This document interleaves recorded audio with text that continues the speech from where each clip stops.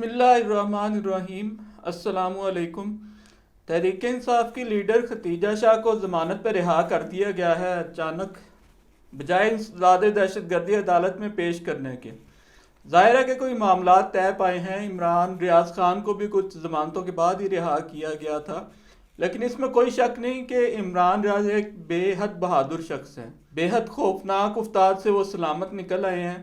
ان کا ذہن اب خدا کی طرف راغب ہے۔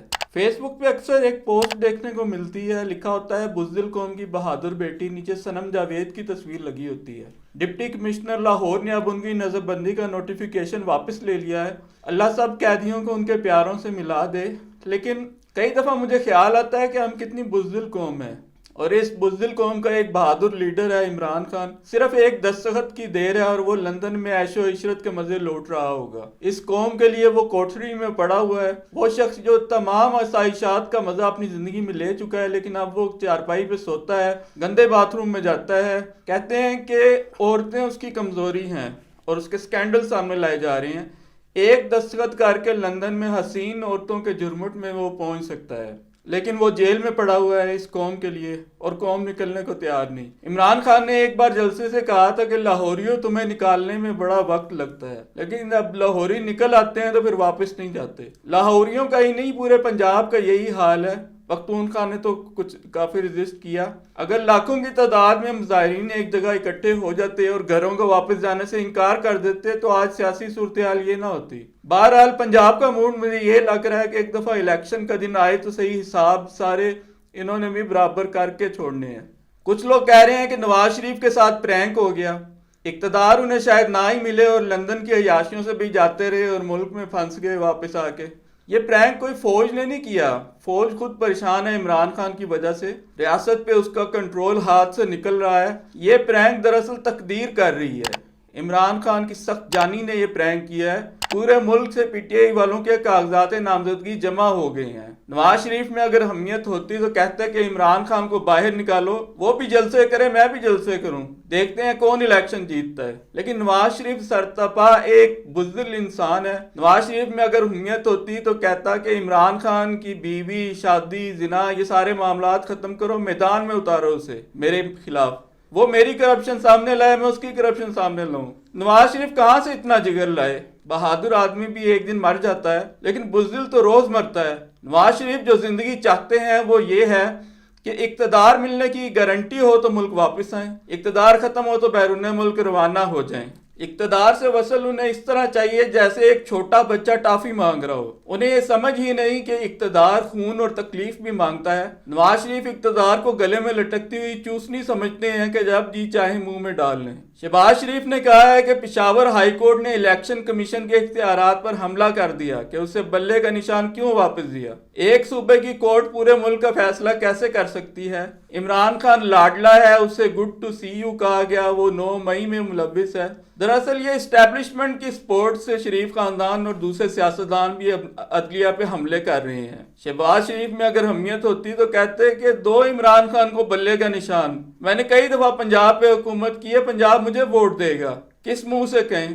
دلیری جس چیز کا نام ہے شریف خاندان میں پائی ہی نہیں جاتی۔ نواز شریف کے جو جرائم معاف ہوئے ایون فیلڈ اور دوسرے کیسز میں، وہ کیا عدالتیں پورے ملک سے الیکشن لڑ کے آئی تھی جنہوں نے ان کو بری کیا؟ وہ بھی کوئی اسلام آباد ہائی کورٹ تھی، مرکز کی میں ایک ہائی کورٹ تھی یا کسی صوبے کی عدالت تھی، انہوں نے ہی فیصلے دیے ہیں نواز شریف کے حق میں۔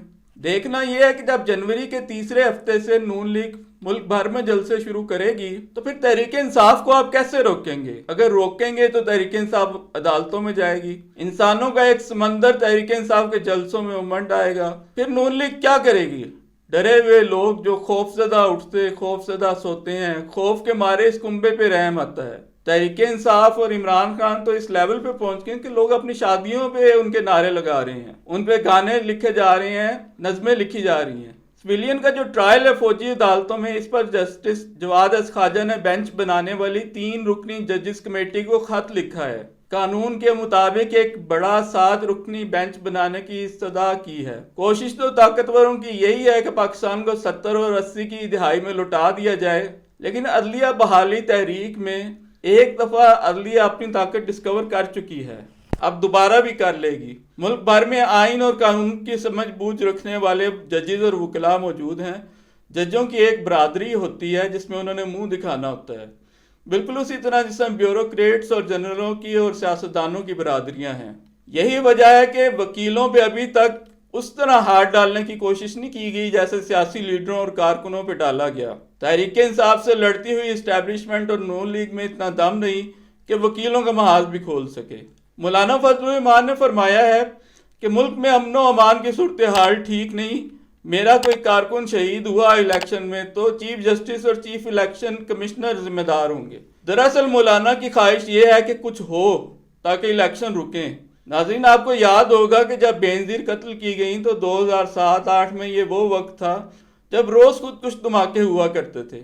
اس وقت بھی ملک میں الیکشن منعقد ہوئے تھے، بینظیر جتنی بڑی لیڈر کے قتل کے بعد بھی روز ملک میں جلسے منعقد ہوتے تھے۔ اے این پی کے کچھ لوگ قتل بھی ہوئے، لیکن کسی نے الیکشن نہ کرانے کی درخواست نہیں کی۔ اصل مسئلہ یہ ہے کہ پچھلے الیکشن میں علی امین گنڈا پور نے ڈیرہ اسماعیل خان NA-38 سے مولانا فضل الرحمان سے 2 گنا ووٹ حاصل کر کے انہیں آسانی سے ہرا دیا تھا۔ اس سے بھی زیادہ خوفناک بات یہ ہے کہ اس وقت عمران خان اور تحریک انصاف کی مقبولیت اس سے کہیں کم تھی جتنی آج ہے۔ تو جو رزلٹ اب اس الیکشن میں ایکسپیکٹڈ ہے وہ یہ ہے کہ تحریک انصاف 2 گنا نہیں 4 گنا ووٹوں کی برتری سے مولانا کو ہرائے گی، اسی لیے وہ پشین کی طرف بھاگے ہیں۔ مولانا کہتے ہیں کہ الیکشن کمیشن اگر سپریم کورٹ کے حکم پر الیکشن شیڈول دیتا ہے تو آزاد تو نہ ہوا۔ سوال یہ ہے کہ سپریم کورٹ نے الیکشن کمیشن کو اس کا آئینی فریضہ یاد کرایا، اس نے عمل کر دیا تو کیا غلط کیا؟ کیا ہماری کوئی سپریم کورٹ سے ضد چل رہی ہے؟ سپریم کورٹ اگر یہ کہے کہ اللہ ایک ہے تو ہم کہیں گے نہیں، سپریم کورٹ نے کیوں کہا ہے کہ اللہ ایک ہے، ہم نہیں مانتے اس بات کو۔ آپ کو الیکشن سے غرض ہونی چاہیے، پیڑ سے نہیں، آپ کو عام سے غرض ہونی چاہیے۔ لیکن مولانا فضل الرحمان کی ساری زندگی کی کمائی سوائے منافقت، کرپشن اور مذہبی کارڈ استعمال کرنے کے سوا کچھ بھی نہیں۔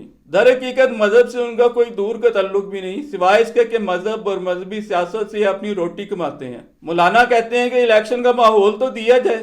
ماحول تو مجھے اب ایسا بنتا نظر آ رہا ہے کہ مزہ آ جائے گا۔ مجھے تو لگتا ہے کہ الیکشن کے بعد شریف خاندان اور مولانا ایک دوسرے کے گلے لگ کر کہیں گے، آن دلیپ مل کے کریں آہوزاریاں، تو ہائے گل پکار میں چلاؤں ہائے دل۔